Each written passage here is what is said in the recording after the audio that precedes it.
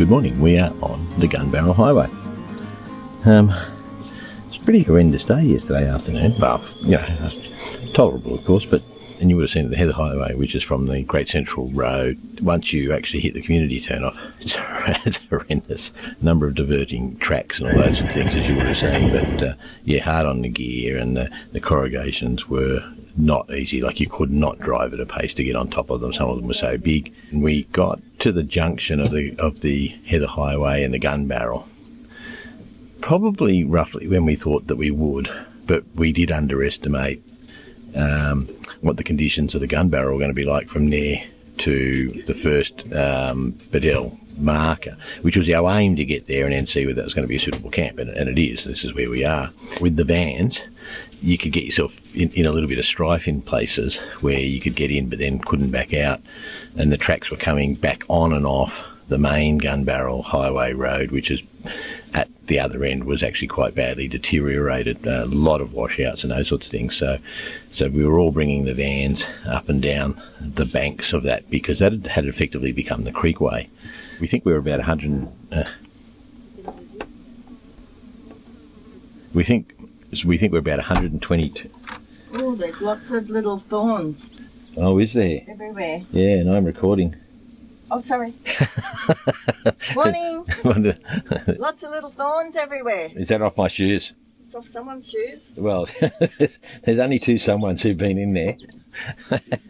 They're buggers too. Oh, yes. They're all here. Oh, yeah. And they're all... Yep. Purdy, did you get it on your feet? No, I luckily felt it before I put my foot down. All right, pass the mat out. Well, that was an unexpected piece of content.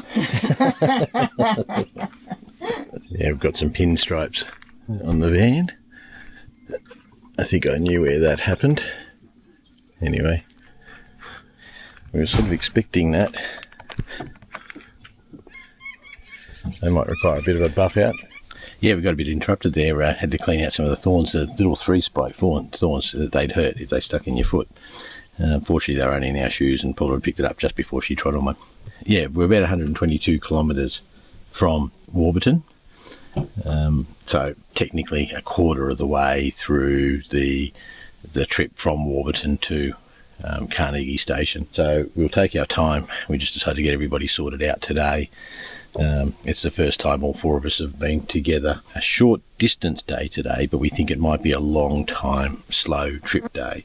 The first aim is to get to Camp Beadell, Mount Beadell, using a combination of Oz Explorers maps, which are live and digital maps, and that's a subscription service. It's been very good. All right, it's got some good information, and the HEMA Desert Roads Atlas, which has also been very good. Lots of good information. So I've also got some topographical maps for the area. I don't know, that's just me. You never know, just in case. And with GPS and with Starlink and all those sorts of things, we're pretty fortunate these days. We got an orange caution light yesterday for our engine coolant. I check that every day. It's one of my daily checks. So that sort of surprised me, worried me a little bit, about whether we'd put a hole in something. Went, checked it. Everything was exactly as I'd checked it that morning. And I've put the gap tool on. I use a gap diagnostic tool. Engine coolant levels all normal. Everything was fine.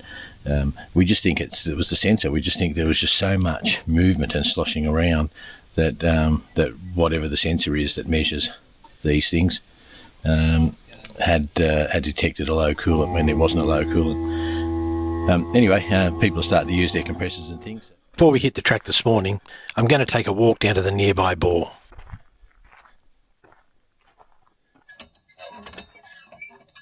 Doesn't look like there's water. Not a bad camp spot down here either. I was quite happy with where we were up by the marker, but plenty of room down here, down off the track and out of the way. Yeah, I don't know how many times we tell people that they've got to air down. Lots of camel and lots of dog tracks. We haven't seen much wildlife on this trip at all, pretty much since the Flinders Ranges. But maybe it's because there's so much food elsewhere, they're not bothering the roads too much. But there's plenty of sign here. G'day, we're David and Paula. After 40 years, we took a gap year from work, bought a van and did a lap right around Australia. And it was life-changing. So now we're trying to rebalance life, work, the van travel in Australia that we love, and still ticking off some overseas bucket list items.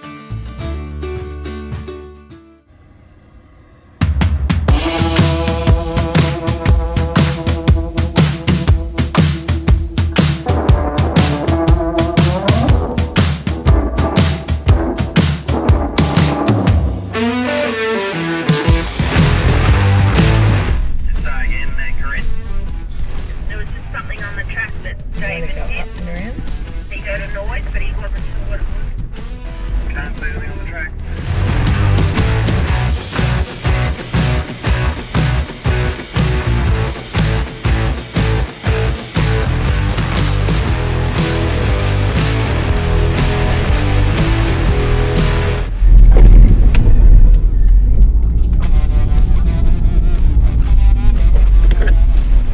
So David H, this is where we find out that the hard tops are slightly disadvantaged compared to the pop tops. Did you hear that, David? Yep, and there's an animal up the front.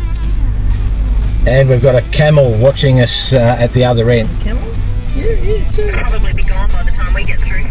We've got company watching us up on front on the track. He's staring at us. But we've just come through one of those mulga stretches where everything's very tight, and like no way known you get a wide-bodied van in through here. So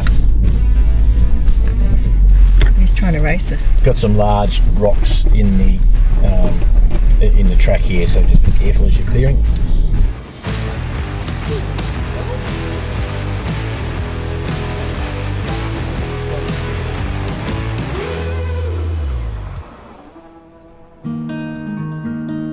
We come off the narrow tracks and hit a change of scenery, and the rolling dunes are just stunning. This is a different part of the Gunbarrel Highway that we don't normally see featured on the videos.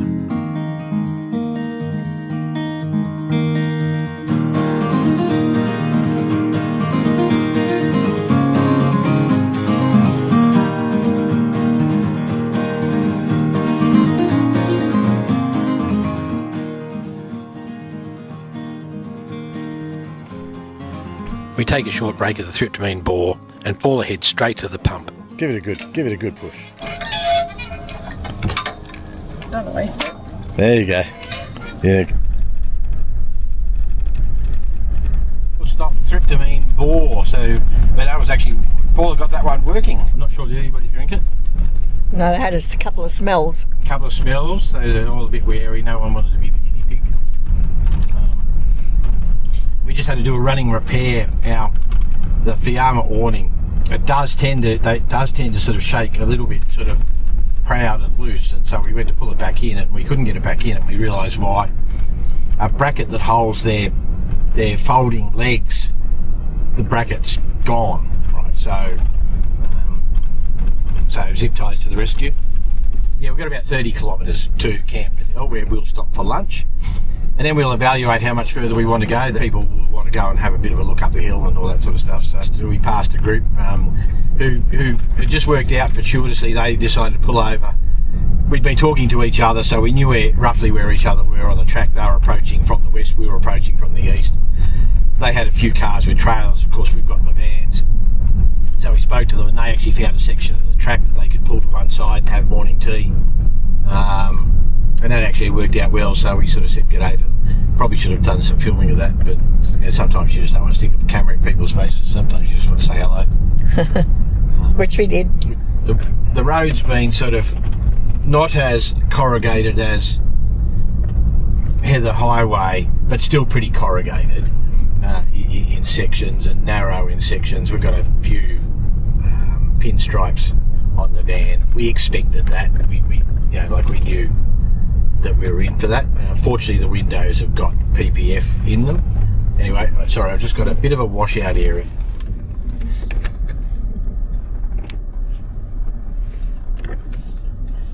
Okay guys, we've got a washout up here, so just take care.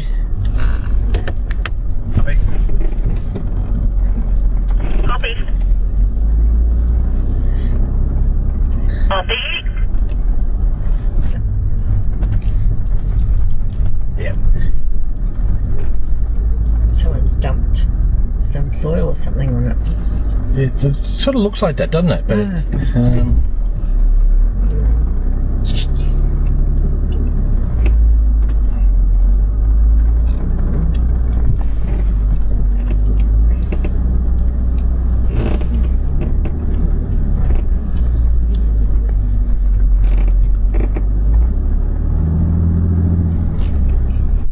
should I go there? I don't know, no.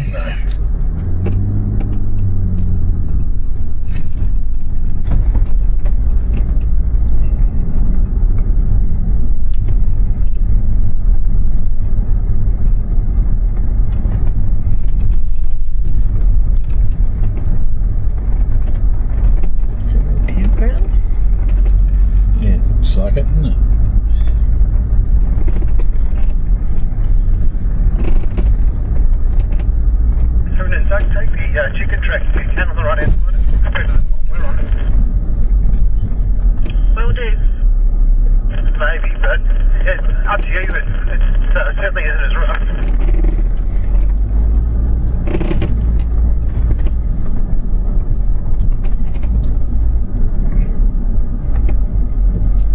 I think we've gone past it. We can't get on it now. I think. Yeah, the trees are a bit tight anyway. I think the van did all right. Our underbody protection, which helps protect the suspension and those sorts of things, that's still taking a peppering anyway. It's like sandpaper, so some of the gravel roads. But we just noticed we could just hear scraping, and we thought, oh yeah, what's that? And it's just the big mud guard. So we're just scraping on one of the centre island between two deep ruts. So we just put an extra few PSI in the airbags on the van travel home. This scene to me looks like what was typical of what you look at in the pictures of the Gunbarrel Highway. The Gunbarrel's peppered with wrecks of old cars from two-wheel drives to four-wheel drives and camper trailers. A sober reminder as we hit the next hard section of the track.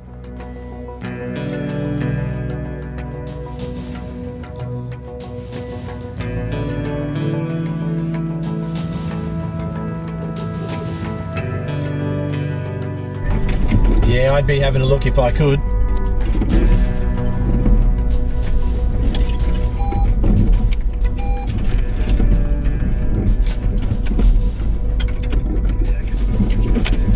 I can't see a chicken track, but if there is one, I'd avoid this. Try the chicken track to start with. At worst case, we'll reverse back. Do you want us to wait? Guys, if you want, just wait till I get out of it at the other end. I'll throw the drone up and just have a look to see if there's anything that helps anybody. I throw the drone up to see if we can find some relief. There's some faded old tracks, but getting onto and off them isn't clear off the main track, and unfortunately the team were committed. It looks like the rigs are just going to have to take a beating up the mulga track.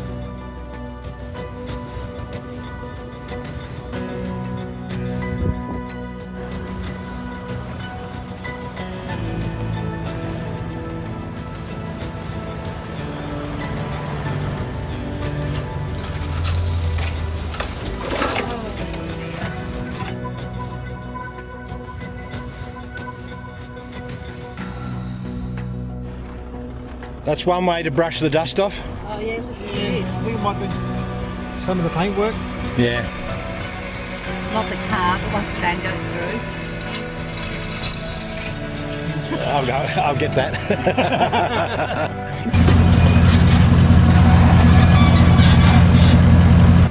A well-deserved break and lunch at Cape Byron, then back on the road.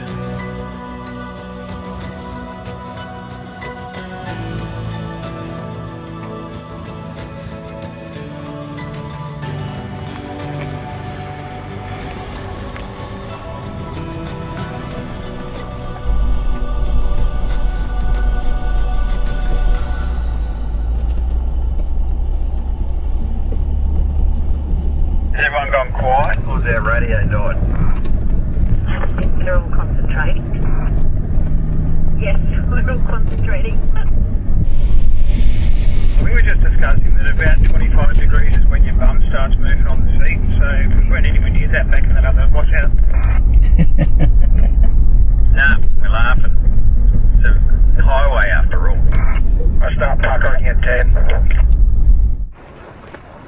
And after 5 hours of hard driving, we get our first glimpse of Mount Beadell. We'd walk up all the way up there. Yes. Paula, so we're heading up Mount Beadell. Mobile light. Mobile light. It's used for surveying. Yeah. No, it's called a theodolite. Yeah, it's theodolite. That's used for surveying, isn't it? Yes. Yeah. It's a theodolite. Yeah, so it's Used for surveying. it's the Len Beadell Memorial. So where do we come from?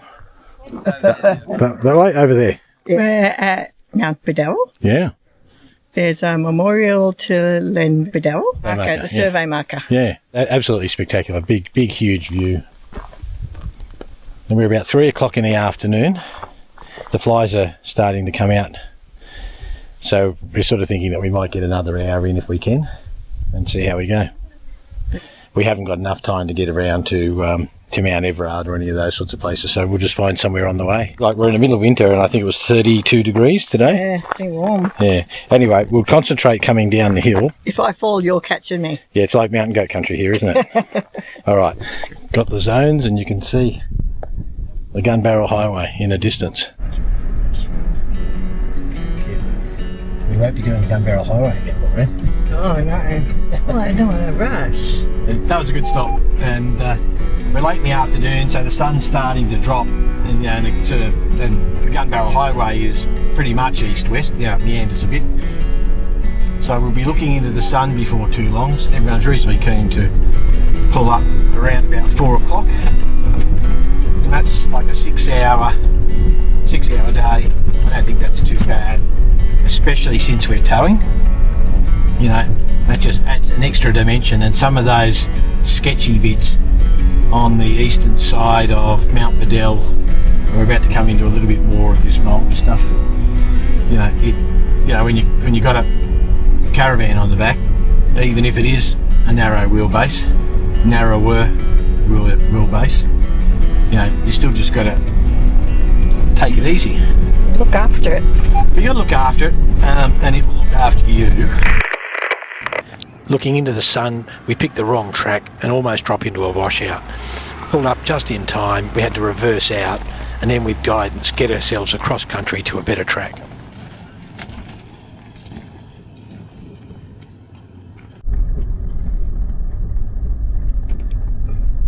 Your track's badly washed out from those sets of rains earlier this year, and that's sort of why we just sort of got ourselves into a little bit of a dodgy spot before we backed back up and sort of found the right line.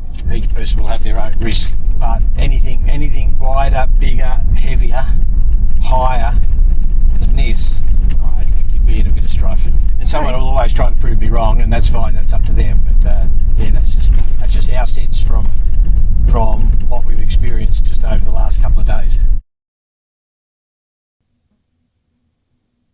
Full flows are starting to come out.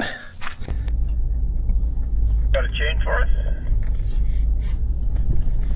Yeah, I'll whip one out for you tonight. Oh, g'day. Didn't show you much about last night's camp. We were about 12 kilometres just to the west of Mount Beadell. We found a very good spot. There's no great scenery or anything, it was just a good camping spot. You can sort of just see that we're on a bit of a slope, and we'd been having a good run. What the whole story of the track has been, where you'd start to get a little bit of a run in short sections and then all just sort of washed out. And I think if it was just the Defender without the van, like very little problem. I mean, corrugations are corrugations, but you've just got to account for these caravans, get yourself in the right spot. They've done really well. I think a few people behind us have had some heart-stopping moments, and we've probably shown you some of those. Yeah, the Gunbarrel sort of, it's relentless. It's been enjoyable. I don't know, we're getting a bit of a run on now, but there are a lot of spin effects around us. There's been enough traffic go through though this season that the spin effects between the wheel tracks has been pretty much beaten down. I had a look under the car this morning, and apart from a couple of strands, there was nothing much caught up.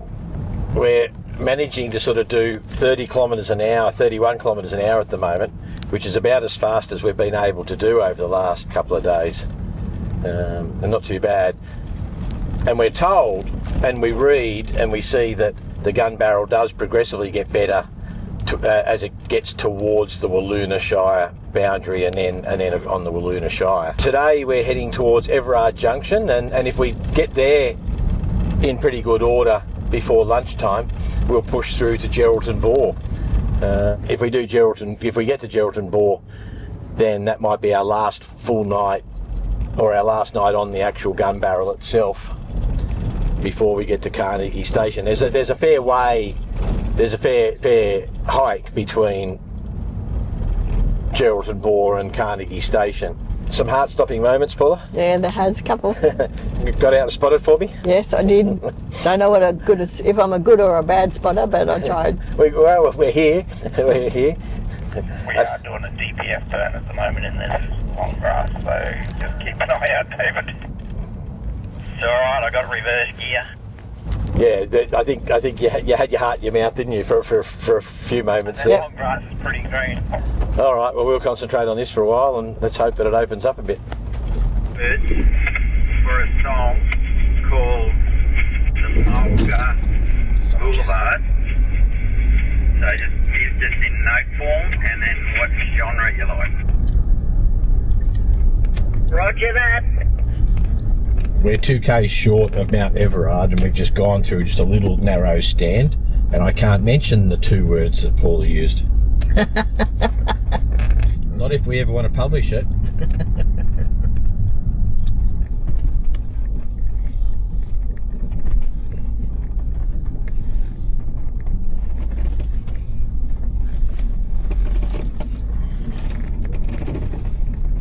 That's Mount Everard up there. See? It looks like the bit from The Lion King. Oh, it's a big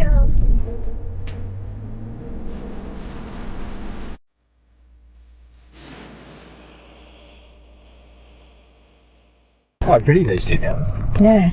Track's heavily washed out though. Is there a walk up the hill after the first 15 weeks? Mount Everard. At one angle, it looks like the rock from Lion King. Not so much from this side, though. There's the goat track up the side. You can see the guys are right up the top on Mount Everard. I'm the only sensible one who didn't go.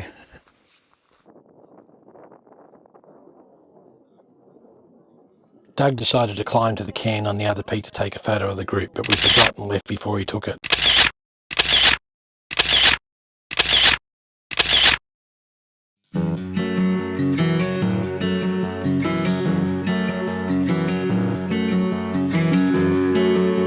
Yeah, so we went for a bit of a walk, so we got up the top and realised that the one with the cam was obviously just a fraction higher. You couldn't see that from down where we were, but still a great view. So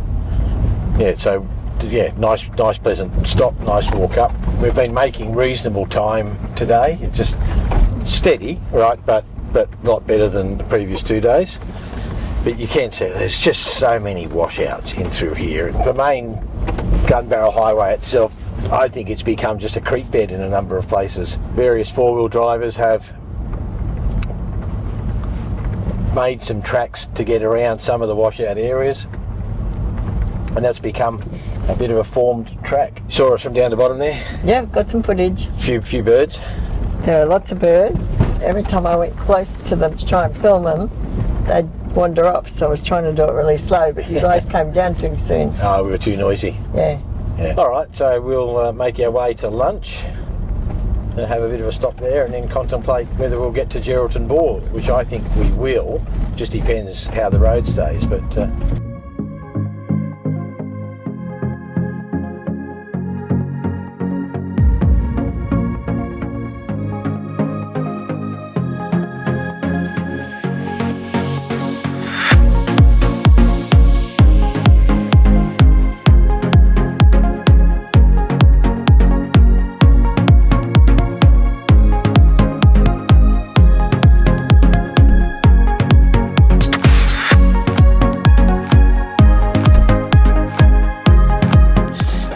people in the last few days. A few. 28, 1, 2, 3. Yeah, so what, 5 or 6, and then the rest are like a week ago. Yeah, from all over the country. Which way do you want to go? So the explorer in here, David Carnegie, who obviously Carnegie Station is named after, crossed in this location on his northward journey of exploration. That's what the Oz Explorer map tells me anyway. Someone's obviously nicked the sign that's there. That's an interesting fact. That is a fun fact. Is the Carnegie Station where we're going to be the day after next? Yes. Or by tomorrow. Tomorrow, okay. Oh cool, we've got the classic shot.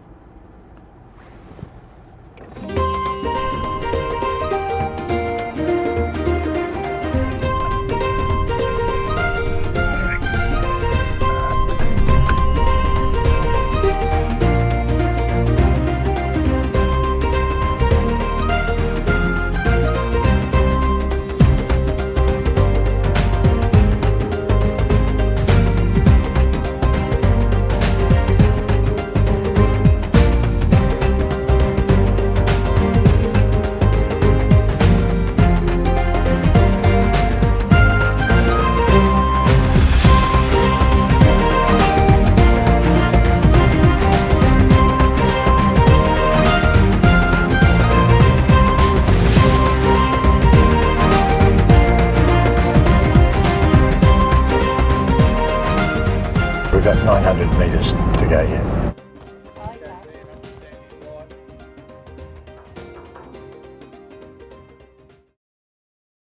Is this a drinkable? It is, yeah. Oh, you've been drinking it? How's that? I was looking forward to a night at Geraldton Bore. Somebody was already there, and that's life. He'd camped right on top of the bore, but aside from that, it's limited room around Geraldton Bore when you've got 4 rigs our size and somebody else, and he was there first. So no issue. We've just decided to move on and see if we can find somewhere else between here and the Claypan and settle in for the night. So we'll see what we can find. A lot of spinifex around though. A lot of spinifex. It's that wet season has really brought it all on.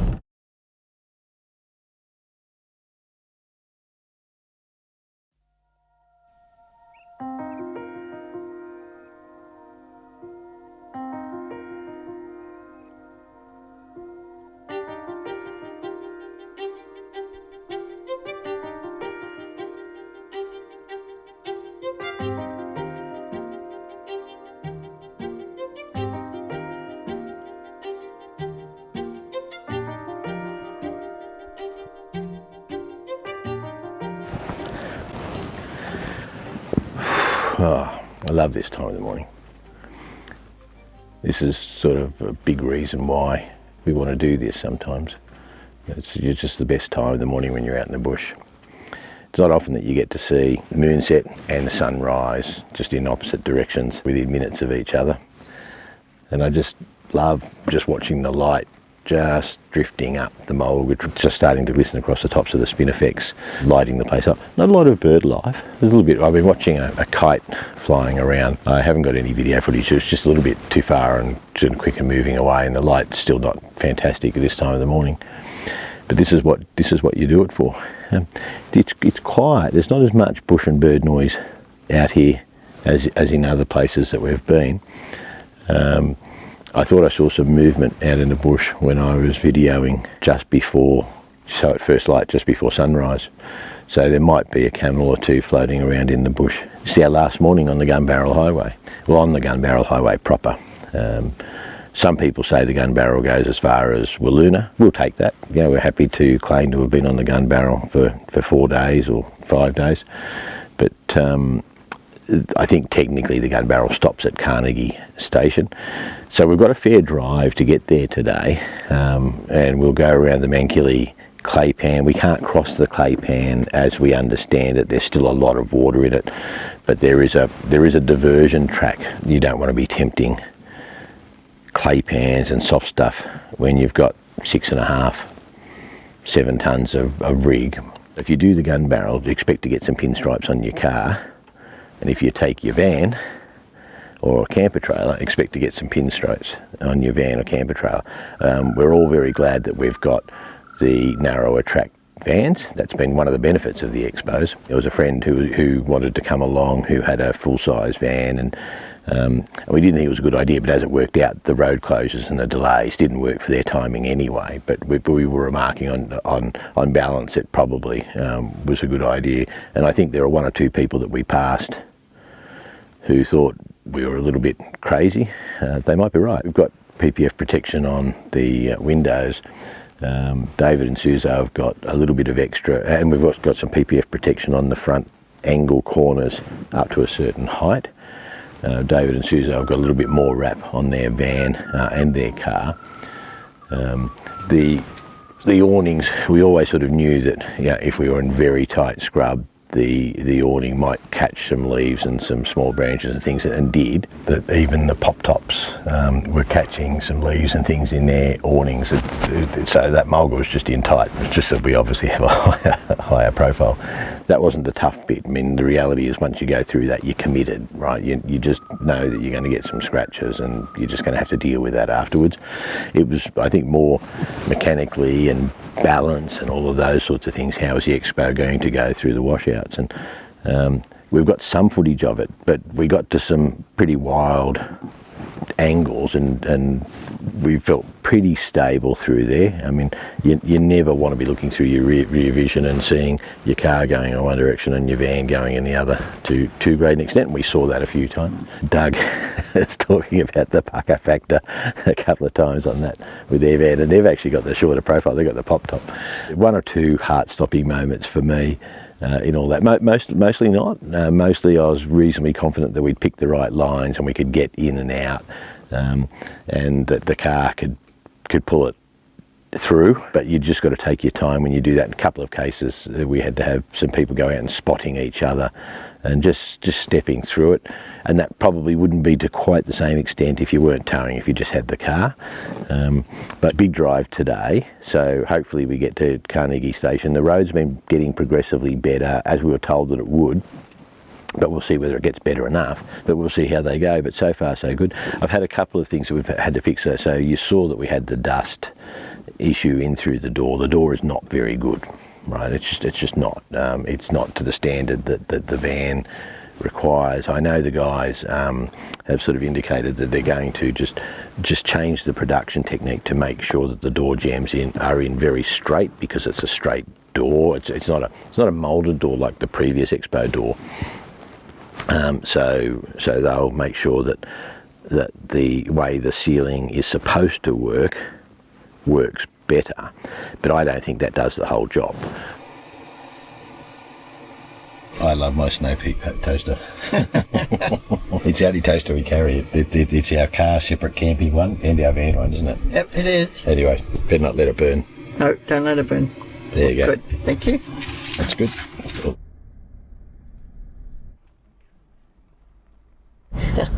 Welcome to the Wiluna Shire. Supposedly the Shire of Wiluna grade the road right to their boundary and just improve it a little bit, and I can actually see where they have graded it, right? So like in fairness, they've knocked the top off all this. It's a well trafficked road and that sort of stuff, and the speeds are up. Still rough, right? But we spoke to the Shire of Wiluna, great people, and they actually took the time to ring us at one stage to tell us how the preparations were going and whether we were likely to be okay. I wish my council would just ring me and keep me up to date like that. They don't have a lot of ratepayers out here, and they maintain thousands and thousands of kilometres of unsealed road, so they do a tremendous job, especially when they'd had the remnants of a cyclone go through. They'd had all that sort of flooding. So I think it's fantastic that they actually run the grader over the Gunbarrel Highway past Carnegie Station and to their to their boundary. So good on the Shire of Wiluna. Mind you, I think we'll wait till we get to Carnegie Station to give the final assessment. So we've just hit the Mangpili Clay Pan Nature Reserve. So we'll just have to contemplate where this diversion turns off.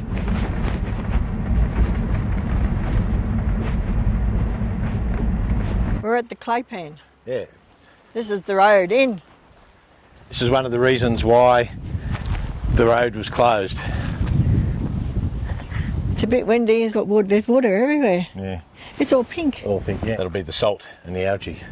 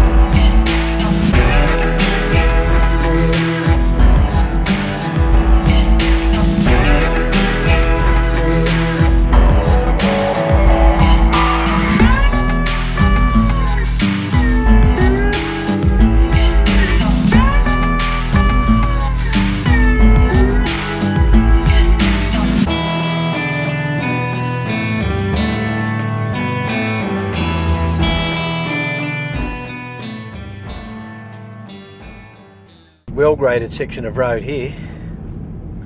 So we've done, Actually. yeah, we've done the clay pan. Yeah, so next stop Carnegie Station. We'll Keep an eye out, guys. There's a crew on channel 14 coming over at the moment, so I don't know how close they are.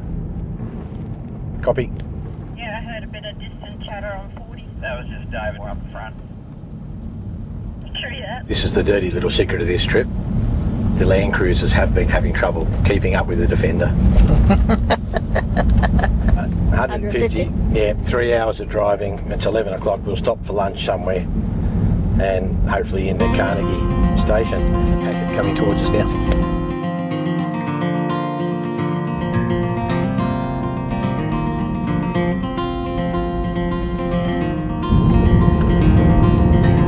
What a magnificent view.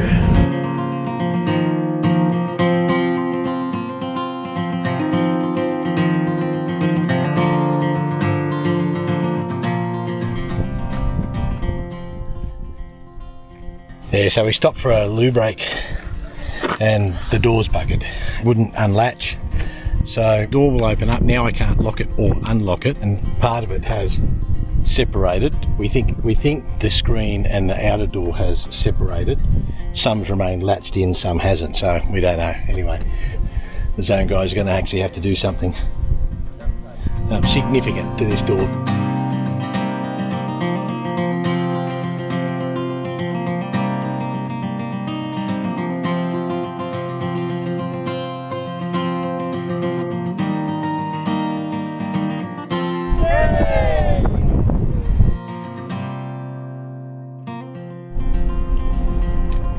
Welcome to Carnegie. Next episode, we keep moving towards Steep Point and we stop at an abandoned ghost station. Day to you. For me, I think it was the scenery. It was like a silvery ocean sometimes when I was shimmering. I think the van did better than the Prado, mate. The worst bit was scratching. We're all giving Doug a hand.